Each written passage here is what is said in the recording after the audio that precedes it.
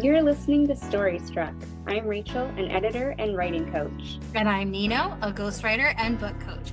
Welcome to our curious community where we dive into everything books and writing. Now, let's get into the episode. Welcome to today's episode of Story Struck Podcast.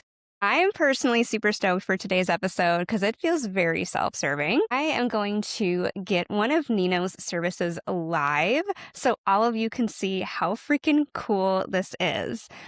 This is the writer's birth chart. And it just I've heard about Nino doing this with other clients, and I've gotten kind of snippets here or there, and I was like, oh my goodness, we need to do this live because people need to see what this is, because all of you are going to want this. So Nino, tell us, what is the writer's birth chart, and what gave you the idea for this? So the writer's birth chart is my riff on it's combining reading a birth chart, an astrological birth chart, and book coaching, basically. So it's looking at specific placements within the chart that might influence your writing life and how to overcome the challenges that might be a lingering aspect of your life, leaning into the strengths that you naturally have and finding a path forward using astrology as a tool and as a reflective device for writing journey. So this is a theory that I have tested. It is not a practice that is standard. It's something I made up. I am an amateur astrologer, and when I'm reading somebody's birth chart, I'm doing a lot of research to make sure that what I'm saying is accurate, but then I'm also pulling on the intuitive side of things. And so it has a combination because everything, Gemini is all about duality. And I don't know if you've noticed, but a lot of my branding is very duality based. So it's the spiritual with the practical. And so that's the approach that I take with this as well. And I got the idea because when I would get birth chart things done for me, I have a friend who's an astrologer, and she would just that's because of this placement and da-da-da-da. And when she would do things oh, I can see how that applies to my writing life. Because a birth chart is massive. It's like our entire life put together in a little map. And it's overwhelming, to be honest. When you get a full birth chart done, it's overwhelming. There's a lot of validating information in that. Oh, so it's not that I'm broken, it's that I have this Chiron placement, And so that gives me an understanding and a place to grow from. And so it's overwhelming though when you first get that because it's incorporating your entire life. And it's hard to take those pieces and then apply them to one specific thing. So what I did is I took specific pieces that I felt was most aligned with a writer. And I was telling you before, I created this little template that is just kind of my little guiding force. But there are certain aspects that mean nothing to one person and everything to another. Or there's other aspects that are oh, this house is so important for you, for your writing life.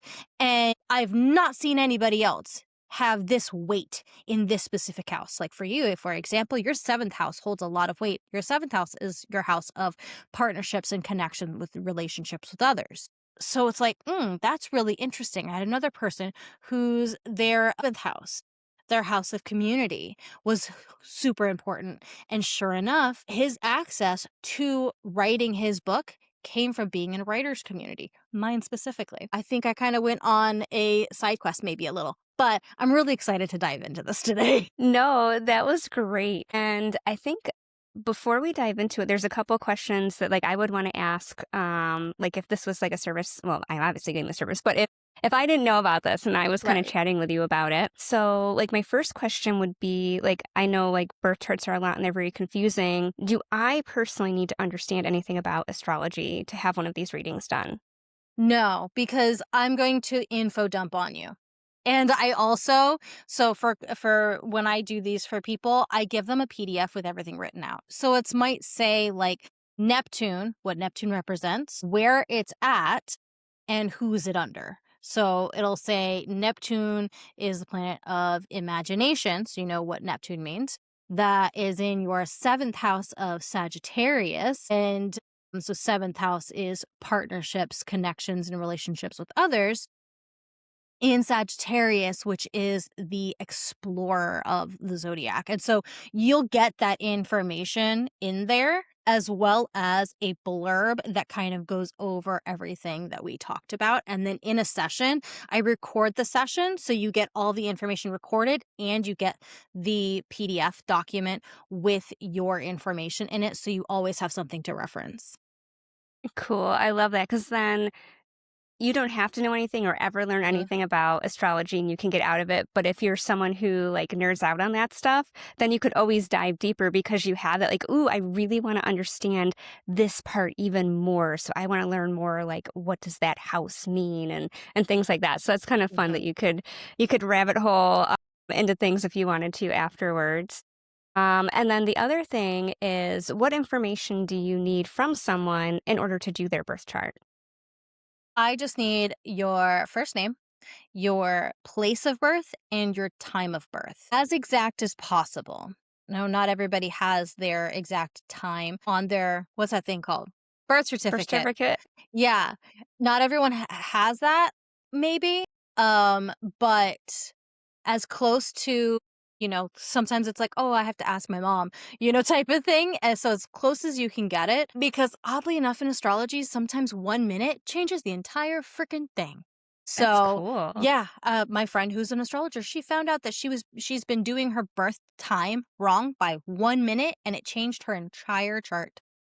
Because your birth Wow. time determines your actual chart where it's like. So you have all these houses, right? And your time adjusts to where it is, where everything is. And so that makes a big difference where your ascendant is. It determines your ascendant, so your rising sign. So basically, it rules your chart. Your time of birth rules your chart.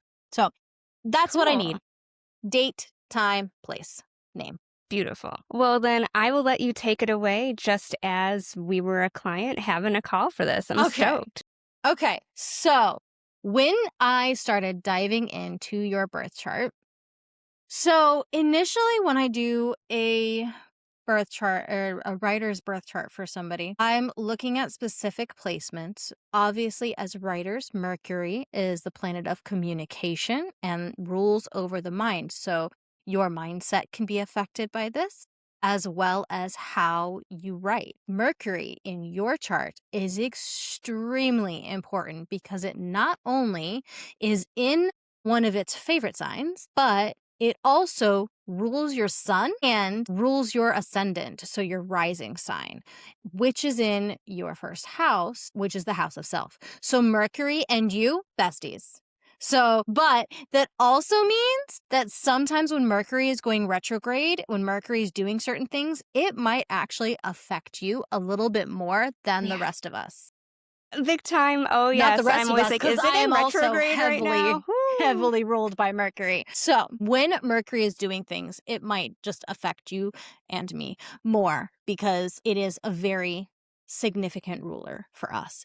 So then we have, there's so much. There is so much. Okay. So I determined that Neptune is an important planet for a writer because Neptune rules imagination.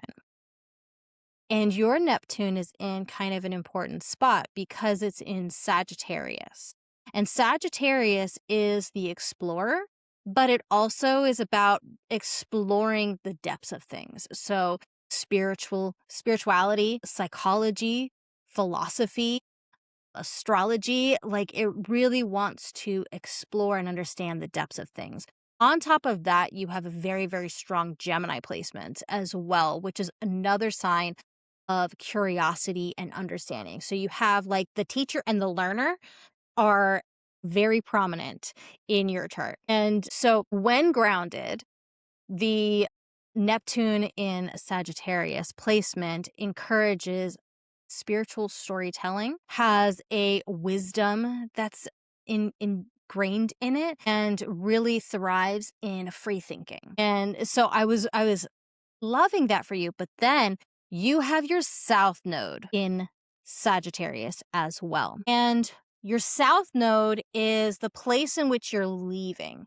This is this thing in your lifetime that you're having to learn how to detach from in order to move towards the opposite direction, which is Gemini, to know what you need to embrace. And so the shadow elements here in Sagittarius, where your south node is pretty close to your Neptune, is that you have maybe a tendency to go into analysis paralysis, be like over eager to learn things and get stuck in the, oh, but I have to understand this thing too. And I have to learn this thing too. And like, maybe I should take another course on this. Maybe I should take another class. Maybe I should get a degree.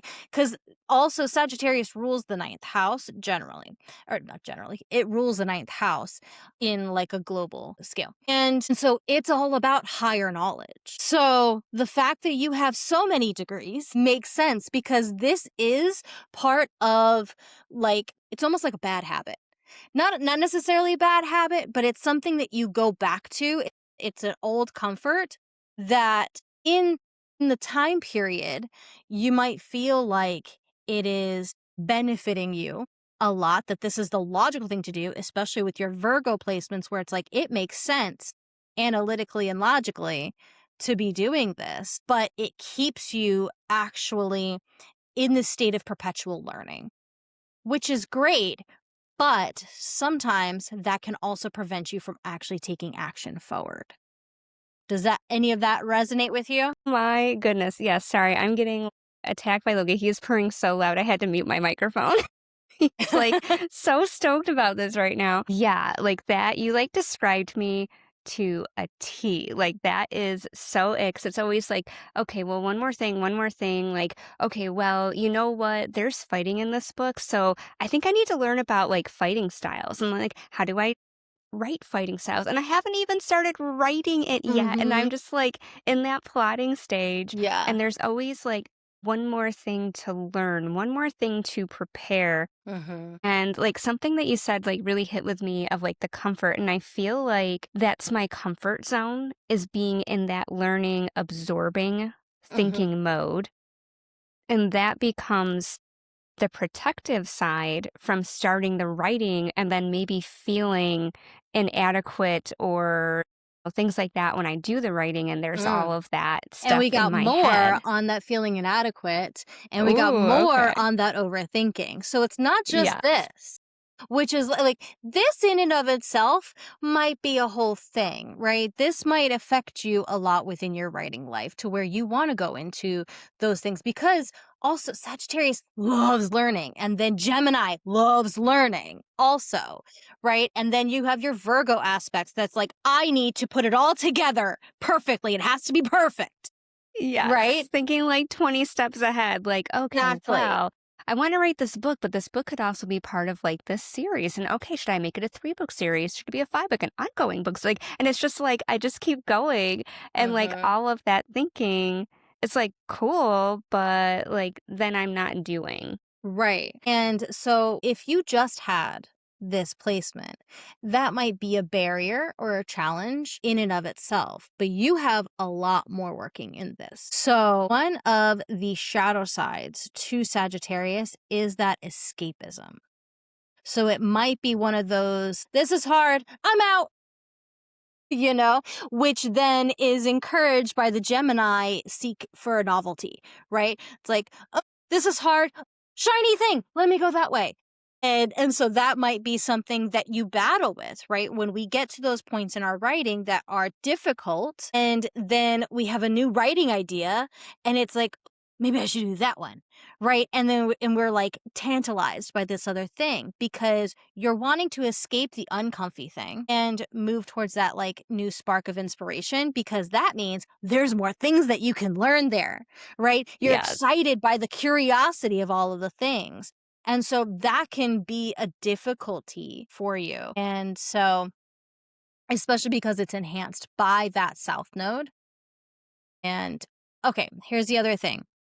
This is the other aspect that is important for you, is that Neptune And your South Node and your Moon are all in your 7th house of relationships. So these are 3 placements that I've deemed important for your writing life. And the 7th house is your relationships to others. And this means that your creativity and your ability to, like, the thing that keeps you not only accountable, but also inspired is a connection with others.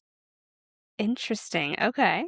Yeah. So whereas other people, 7th house, every house is important, right? For you, the 7th house is important. For you, your relationship and connection to others holds a significant amount of weight for your writing life.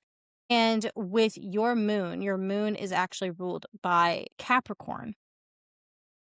Because your moon is ruled by Capricorn, your moon does not like Capricorn. Like, moon in general does not like Capricorn, right? And then, so you might have this sense of maybe a conflict between where you have your moon in Capricorn, where you have this sensitivity to you, but also a fear of being seen, a fear of, that people connection sometimes. But then you need to connect with others as well, and because that fuels your creativity. Mm-hmm. Yep. And this is really interesting to me because I'm so introverted. When I was hearing you talk about that, I'm like, ooh, like, how is this working with my creative stuff? Because I can definitely, like, how we, like, kind of a lot of times we write and we have a part of ourselves in our writing, and I can see this desire for connection, but also like kind of going inside, maybe trust issues, things like that with my character, like as kind of a theme with my Yeah. character. So it's kind of neat to see like that in my chart. So I'm gonna be really intrigued to see your thoughts on that. Like, as me of an introvert, like how can I maybe how does that fit into it? Like, is it maybe something more small, intimate? Like, I have just like a couple people that I interact with that are like writing buddies versus like Yeah. maybe a community might be too overwhelming, like a Yeah. critique group or things like Right. that. So that's a really good point, because it is one-on-one relationships. This is the house of one-on-one relationships. So Okay. me being your accountability buddy and being a Gemini, right? This is why we are the best writing buddies for each other. Yes. Because your South Node in Sagittarius, who's like, let me go and learn everything now, and I'll write later after I learn everything. And then your Virgo coming in and being like, and then we'll organize it all and we'll have an entire detailed plan about everything before we even put pen to paper. And then I come in where your North Node is in Gemini. I come in as a Gemini and say, but just do it now. Research while you're going. Right? Like, let's just hit the ground running. Like, let's move faster. Gemini is a very fast moving energy. And so, that's where, and then your 7th house being so important for you for your writing life, that one-on-one connection that we have helps to fuel your writing process and holds you accountable and says, hey, refocus, you're getting distracted by research. Like, get back to the other stuff you can research later. That one-on-one helps with that. Whereas somebody who might have a placement like this in, or an important placement in the 11th house of community, might benefit more from being in a writer's community, just having that space where they're sharing and they're learning all together in a group. They might benefit more in that space. So then Very we cool. have Makes so much sense. Then we have your Mercury, which we talked about a little bit. It is in Virgo, as well as your Sun being in Virgo. And it is ruled, Mercury is in its home, one of its home signs, one of its signs of its rulership. Excuse me. And it also rules your chart and your Sun. So, like we said, Mercury is vital for you in particular. Luckily, Mercury is very happy in Virgo. But where Virgo shines is in analytical thinking and organization, right? It has an eye for detail and precision, which is great, but it can also lead you into an overthinking territory. And so because Mercury rules the mind, and you have these other important moments, important placements in Virgo as well, right? You have your sun also in Virgo, and it rules your rising. The overthinking energy might run strong. And then you have this escapism tendency to escape into research and learning to feel like you're being productive in it, but really you're using research as an avoidance method. So you have all of these things that are coming together. So where you might thrive is in the planning and the outlining, right? Understanding like the precise things, right? You're wanting to go and look up how a battle scene actually works, and have all of that planned out and stuff. But that also leads you into that overthinking. So it's about finding balance between your strengths, your gifts for problem solving and organization, and then using another piece of your chart to help you create balance with action. So this is also in your 5th house. Your 5th house rules creativity. So with this placement, you have that strength in planning ideas, and because Mercury is in your 5th house in a favorable sign, it means you have a natural tendency, you have a natural knack for writing, which makes sense with everything we know of you, right? Also teaching can be something that's great for you as well. So your 5th house is going to be is really important generally. The 5th house rules creativity. So for a writer, your 5th house holds a lot of weight and is very important. You also have Pluto in your 5th house. Yes. So you also have Pluto in your 5th house. However, your 5th house is very broad. So it contains 2 signs. And so you also have Libra that is within the 5th house, even though the 5th house is Virgo for you. So, okay. So your Pluto is ruled by Libra, which is a sign of justice and balance. And this can be a place for your writing, especially where you might find that a theme of wanting to like overcome tyranny and strive for justice, right? That might be something where you're like, no, I'm taking down bad guys, right? Might be Yeah. justice, finding truth might be a theme that you gravitate towards. Okay, so one of the things with Pluto being in your 5th house, though, is that you might have a compulsive attachment to matters of the heart. And so if you have something that like maybe killing your darlings might be a little difficult. Yeah. That idea of killing your darlings in your book might be a little difficult for you. But whenever you learn to overcome the struggles that come with this, there's a massive, massive payoff, right? Because it is a planet of transformation. And so whenever you're able to overcome those challenges, it intensifies the potency of whatever you're doing. Okay, now let's move to a different thing. So we talked a lot about your sun. So your sun is where you shine, and your sun is in Virgo. So you're going to have a lot of those Virgo traits on top of what we talked about already with your Mercury. So hard work, like you're very familiar. You are very intellectual, especially with your Sagittarius and your Gemini placements. Those intensify things as well. And you have your midheaven in Aquarius, which is another very intelligent, innovative kind of sign because it's another air sign. So you have a lot of these like like looking at your birth chart, I'm like, oh, that's a real smart person right there. You're just really intelligent. But what can be difficult is when your mind starts to take over because there's less of the things that kind of ground you. And the thing that might ground you, right, with your moon being in Capricorn, that could be potentially something grounding. But because the moon doesn't like Capricorn, your moon could be a very, but your moon doesn't like Capricorn and stuff. So that actually is like, this is uncomfy.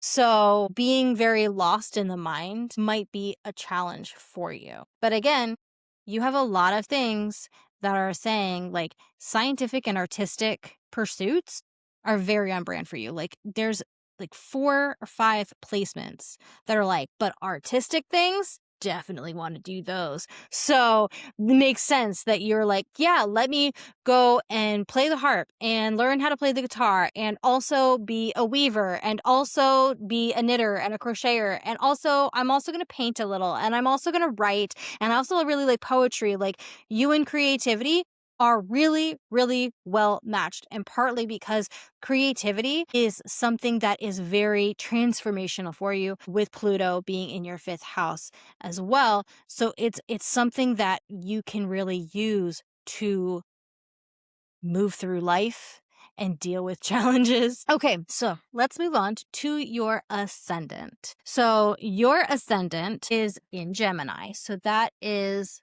like your rising, that's your rising sign. And it's also at the Gemini degree. So it's an extra Gemini placement. I don't do a ton of degree theory. I just happen to know that one. And so I'm like, so your ascendant being in Gemini is associated with curiosity. One of the things that is used to refer to Geminis a lot is a jack of all trades, master of none. And whenever it's just like, oh, well, I did this once and stuff, I'm just like, okay, yeah, your Gemini's showing again. Because just like, oh, yeah, like, so of I have course a you PhD did. in this. And I also was a professional tarot reader for this. And I also was a content for this. And I've also been a ghostwriter. And I've also been, it's just like, you've literally done everything. And that's this Gemini placement of yours. Right down to selling cars. Like, it's been everything. Literally. So, that is very, very on brand for you. But it's also another thing that that can get you to follow the novelty, right? The Gemini is very much the ADHD person of the zodiac. And so those squirrel moments might come in strong and fast sometimes. Finding a partner because of your 7th house placements and the importance of that, finding that partner to anchor you in things is going to be very helpful. Yeah, I can definitely see that because, like, all the pieces are coming together now where I'm like, okay, I really, really love this idea. I'm going to write this idea, start getting into the plotting. And then I'm like, ooh, but I don't know. And then I got to look at this and I got to look at that. And then I'm like, ooh, but then I have this other idea. So I'm just going to put this on hold for a moment and I'm going to go explore that idea. And like, then I'll play with that idea for a week. And I'm like, okay, well, that was cool, but not quite right. I'm going to go back to the other idea that I'd started with. And then I hit that same wall. And then like, I just like keep bouncing to something else to like give myself like that reprieve from it. And you're like, hey, but that book, Rachel, like that one. Yeah. So having that like commitment and be like, this is what we're focusing on. You can put a pin in this over here, but this is what we're focusing on, and redirecting you, but also have to redirect you in a way that doesn't feel stifling or confining. So having a partnership that's going to allow for that creative play, finding a lot of creative play, because again, your Mercury is in Virgo. And so in your 5th house, so that creative play is going to be really important for you in order to continue the inspiration for the one project. But you have to have like the focus on that one project, right? But then that's also going to be, it has to constantly be mentally stimulating. You have a lot of things here that are like, need that mental stimulation constantly. You need to be exploring things and learning things and organizing ideas and seeing the big picture of things constantly. So constantly having some source of fuel for your book, as well as an accountability partner for your book, is going to be vital in order to make sure that book happens. Yeah, and I think it's too, right? Finding that delicate balance, because like we were going through that 90-day challenge with Ellen Watt's book. And at first I was really excited by it, but then it just started to become too much. And it was like killing the joy of the book. And I kind of was then getting hung up on other things. And so it was like, this is not quite working for me. And I think that's right too, of being writers is exploring and being willing to be playful and see what works for you, what doesn't work for you. Mhm. And that was just kind of really neat to kind of go through that and realize, okay, like just because that's his approach and I was trying to follow that, it wasn't Mhm. quite right for me, but I did like some aspects of it. And like that got me creative and excited again. So now, like hearing what you're finding in my chart, I'm seeing exactly where we got in his book and in the stage is that hang up spot that I always get stuck on. So maybe it Mhm. wasn't necessarily his process. I am just finding that is my stuck spot. And so now it's how do I work through that stuck spot so that I'm not like sapping the joy out of it and I'm getting to kind of be in that space. So that just kind of was a little aha moment that popped in my head. Yeah, and so, because like that's been a thing, right? You do great, you're all in this planning and stuff like that, but once it's planned, like once you have a lot of a plan, or if you get stuck in the plan, right? You get that uncomfy fight or Yeah, it was flight stuck in the moment, plan. right? And so how do you then move forward with that? But we're not done. So here's one of the things. Okay. Because I think also with like having something very structured, right, where you need organization, but you also have this placement. You have your Lilith, which is your place of defiance, in Aquarius, which is arguably the most defiant. It does not like boxes at all. And it is the place of defiance. And so it's just like, oh, box. But then you have your Virgo that's battling with this and saying, but I need structure. I need organization. I need all these things. And then your Sagittarius is over here saying, but we should do more research. But we should learn more about this. Let's explore deeper on this. And so like you have all of these things going on that are kind of in battle with each other. Right? And so then it's just like, so you have these things that are dragging you, like literally dragging you, where you gain a lot from them, right? No one can outline and plan like you. You're also hella smart, but it's gaining that movement. And so having something that has like the rigid container, your Lilith placement might be like, hey, no, no. And then that stifles that creativity. So you need organization and a structure with a fluid and free path, because again, Sagittarius also is very much like, no, give me the open road. So you need that flexibility, but also having something like incorporating the spiritual components that you do, that can be a very beneficial thing for you, because that makes your Sagittarius happy, right? Incorporating spiritual components, having semblance of organization and structure makes your Virgo happy, right? But then having an openness of not having the rigidity makes your Lilith happy. So like as I'm talking, I'm like, hey, wait, that's my program. That's my Writers Unbound program.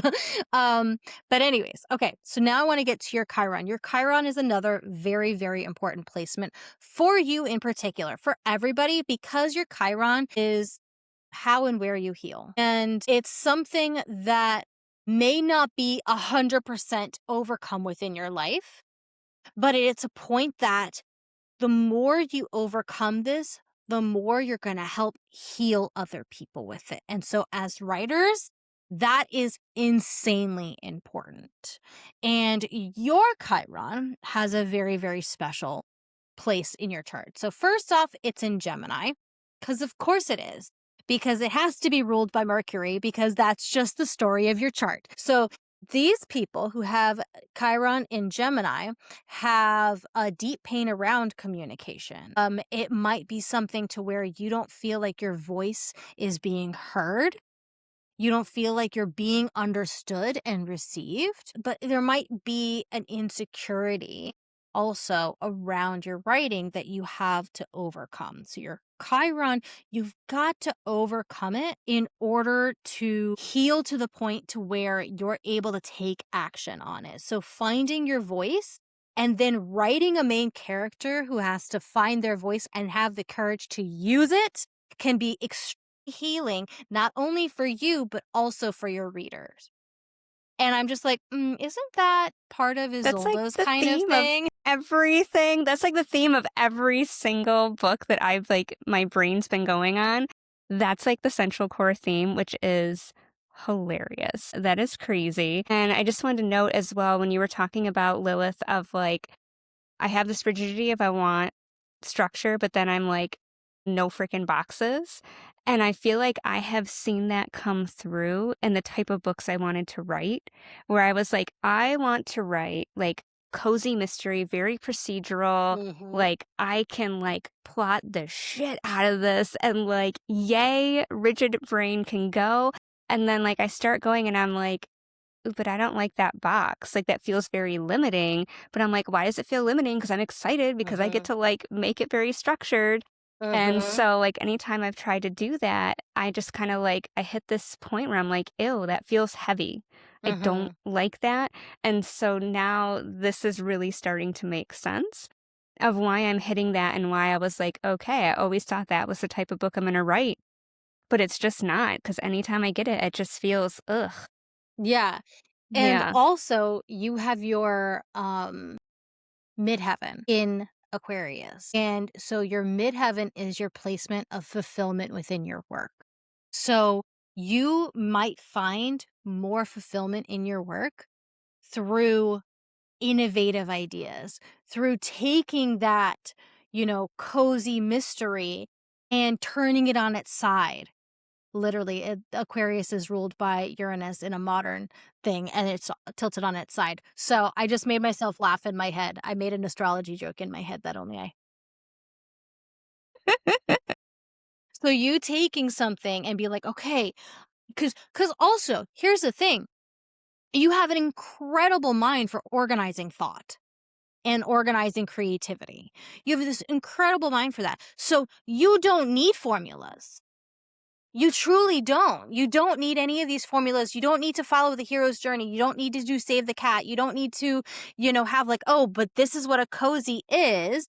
And so this is what I have to be. You don't need it. You can literally say, I have a book idea about this, and your brain will organize it for you. Your brain will do all the work. You don't have to try. That's part of you as a default.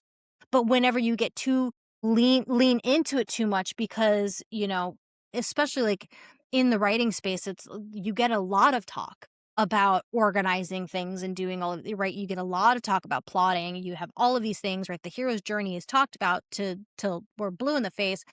And so like you are conditioned to think that you need that. Again, South Node in Sagittarius, that you need the education, that you need to learn more, that you need to have like be in these systems and structures, right?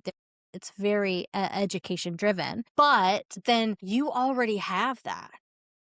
Like maybe for somebody, like maybe for me, who is kind of ruled by chaos with all of my Gemini placements, maybe for me, that's a great idea to like get some of these structures to bring in, which is why you're such a great writing partner for me, because you're the structure to my chaos and then vice versa, right? And so that's something that I would lean on to benefit my writing. For you, it's the opposite. You already have that by default. You need to lean more into that open creativity, right? Being innovative, because also that's going to tingle your little Gemini sense of, like, oh, and then it'll be, I can dive in this way, right? You can lean into that curiosity component of it. Your Virgo placements could be like, I'm going to organize the shit out of it. And then your Sagittarius placements are going to be like, and imagine it be like this, right? So that Neptune is just going to be like in this place of imagination.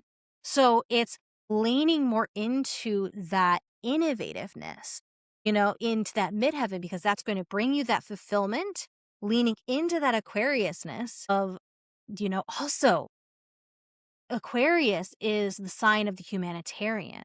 You also have that Pluto in Libra that's dedicated to truth and justice, right? So how can we then combine those aspects to say, okay, I'm going to write this fantasy and I'm going to do it in a more innovative way that's more that tantalizes my creative thinking, but also it's going to be about overcoming a like fascist, fascist fairy or something. And then, you're going and it's going to be this main character. She's going to find her voice. She's going to find her courage and she's going to be the one to save the people. And she's going to be this one who's going to overthrow this. So that way that aspect in your fifth house is happy because we have truth and justice winning out. Right? You have the innovative thinking and your Aquarius is happy. You have your Gemini and your Virgo happy, and your Sagittarius is happy as well, right? So it's leaning into those aspects that are going to help you move forward. But I haven't finished talking about Chiron because I got off track. This has been so helpful, though. This is awesome. Okay. So your Chiron is technically in your 12th house. Even though Gemini is your ascendant, it is like your first house starts halfway through Gemini. So Gemini is in both of the houses. Anyways, so your Chiron is technically in your 12th house, and your 12th house is the place of that deep hidden world. So it might be something with this whole like difficulty with self-expression, right? This core wound of yours, especially with being a neurospicy person and being high masking. This might be something that is a super big secret that is just like, now I'm exposing your deepest, darkest secret that you have like this deep insecurity about self-expression and, being understood and being communicating and being received well and stuff. But it also has this great potential for spiritual growth. Okay. So there is a lot of potential with your Chiron in that 12th house to promote spiritual growth and healing through service to others, right? Because then you're taking yourself out of the equation. It's not about you that you're expressing this for, it's about how it's helping others. So, especially with the being Chiron and being the wounded healer. So you taking yourself out of the equation in your book, right? Isolde is going to find her voice. She's going to find that courage and she's going to speak it out, especially, if her words create magic or something, right? If she's got like that witch element or something along those lines. So your main character finding that voice and that voice being a source of magic and power within the story might be you focusing on that and focusing on how that's going to help your and dedicating your writing as an act of service might help you to take yourself out of it, especially with this Virgo that you have that Virgo sun. And so Virgos are very much like, let me take care of everybody as well, right? They are a very, very, very giving sign. So, which is also very, very you. So taking yourself out of the equation and doing this for others, also with the Aquarius thing we just talked about, with your midheaven and your Lilith being there, like it's going to be like you're going to write the story that is like feminist, right? Anti-patriarchy.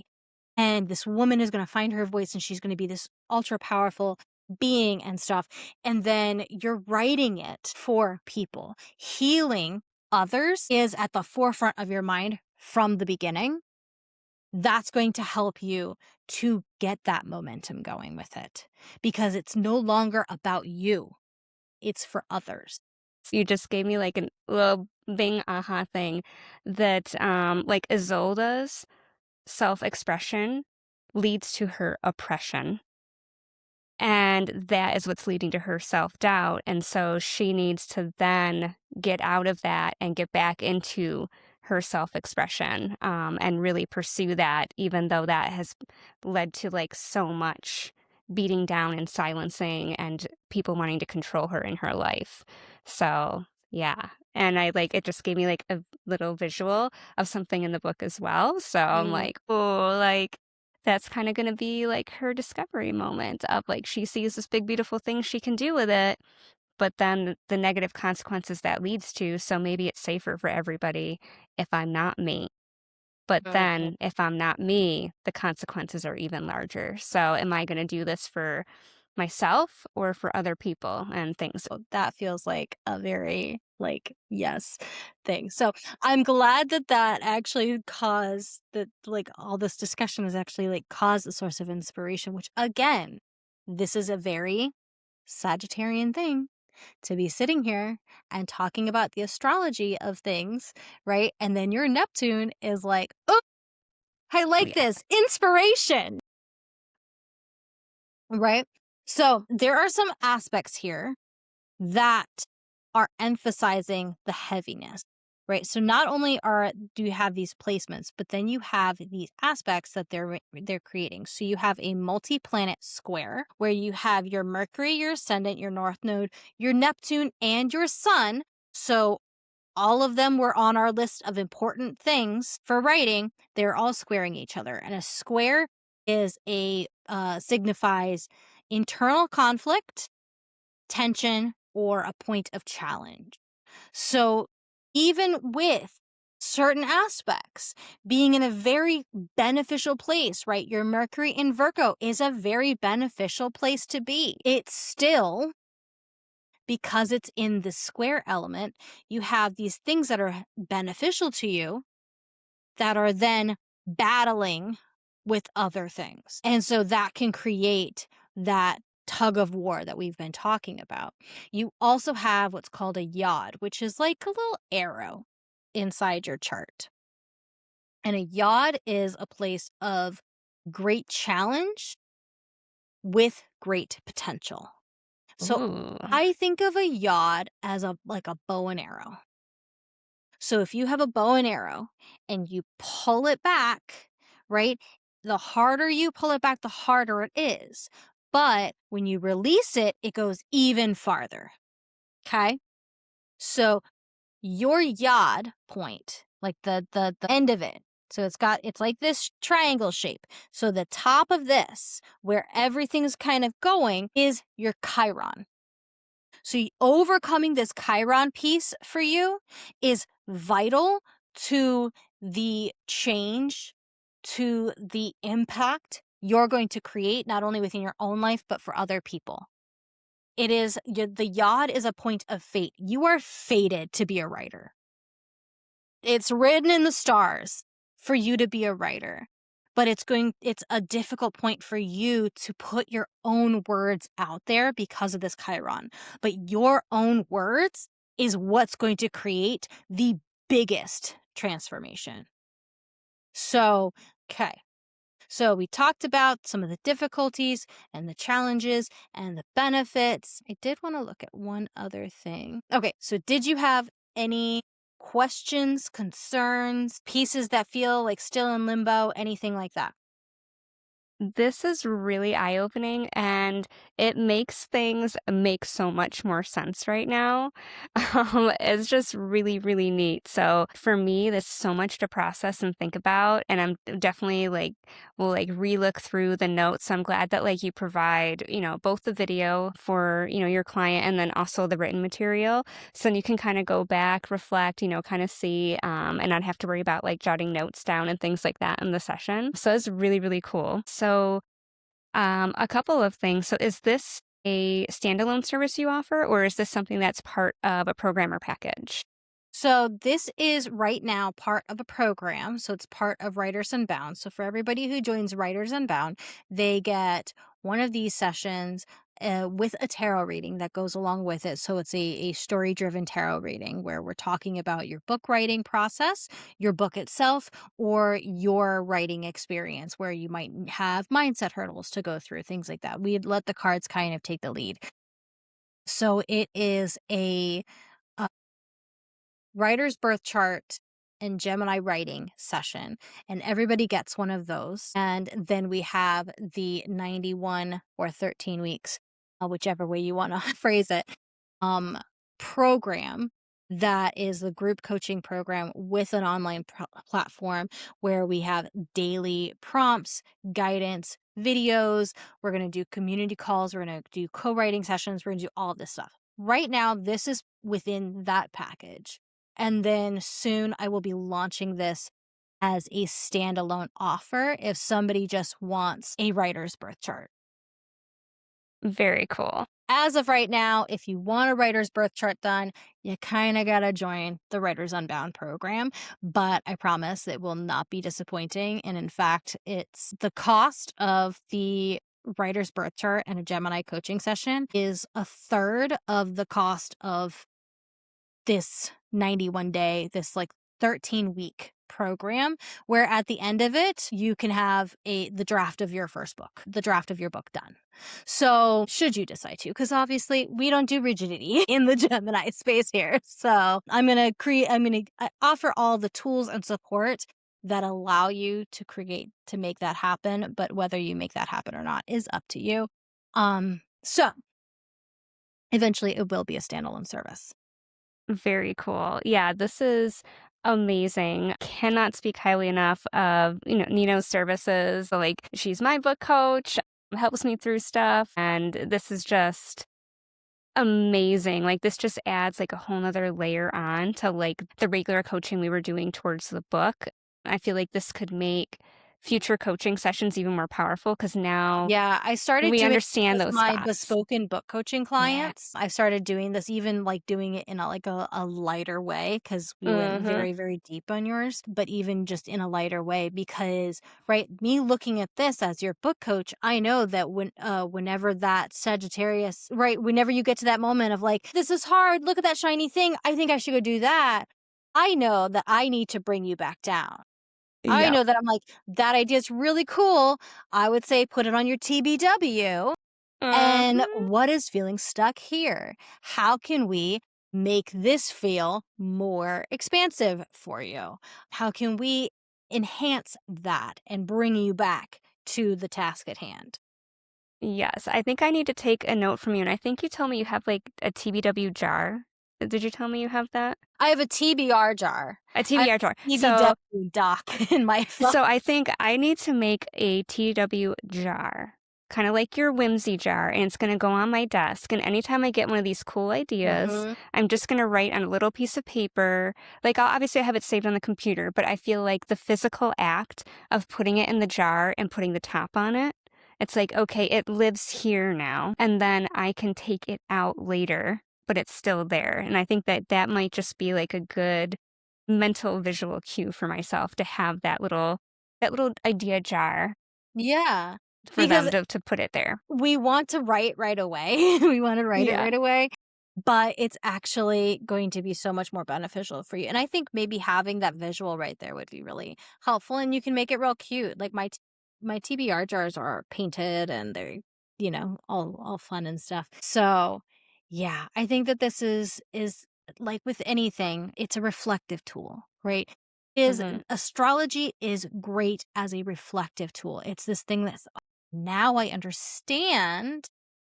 It's not because I'm an idiot. It's not because I'm broken. It's not because of, this thing, right? It's like, so this is just kind of like part of the lesson that I'm meant to learn, right? You have that North Node and your Chiron in Gemini. And so like leaning into this Gemini energy, you're like, okay, so I can see where this is going to be really helpful for me. And it gives you just that validity and just like a little direction, and then you can do with it what you want, right? Just like if you were to do a tarot reading for your book, just like, okay, I'm going to take what resonates and leave what doesn't, and then you can move from there. It's just, they're tools to empower you to take action and guide you along your journey, whereas instead it's not as rigid, right? Which is where I love that. I'm a Sag rising and a Gemini sun. So this place of like spiritual curiosity is my favorite zone to be in, But some of the issues that we have, we get these ideas and like, oh, well then, and then we see it in our chart. We're like, oh, but like, because I always thought I was dumb.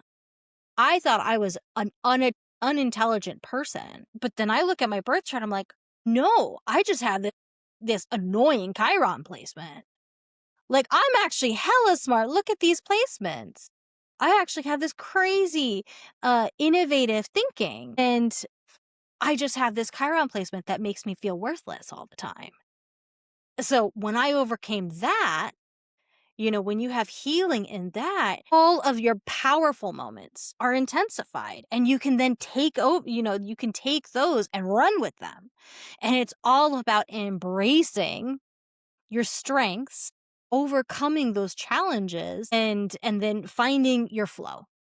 So I think that we have found your flow a little bit in this session, is that you need that innovation and the freedom as well as a structure. Yes. Oh my goodness. Thank you so much for this. We will have links to that program down below, as well as the writing community.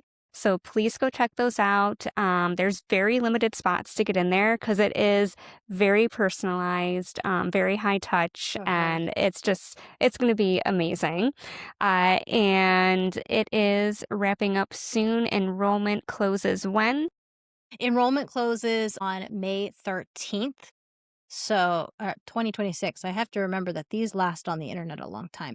So as of right now, enrollment for the May 14th first session ends on May 13th, but it will be a program that I launch again. So if you're listening to this in the far off future, there's that. Perfect. All right. Well, I hope everybody has a wonderful day and that you enjoyed this, got something out of it, and are feeling pumped to explore what your writer's birth chart is and get back into the writing flow. I know I am. Thank you for listening. Check out the show notes for details and links from the episode. And don't forget to subscribe and follow for more. Special thanks to our composer, Micah Silverstein. Enjoy the rest of the music.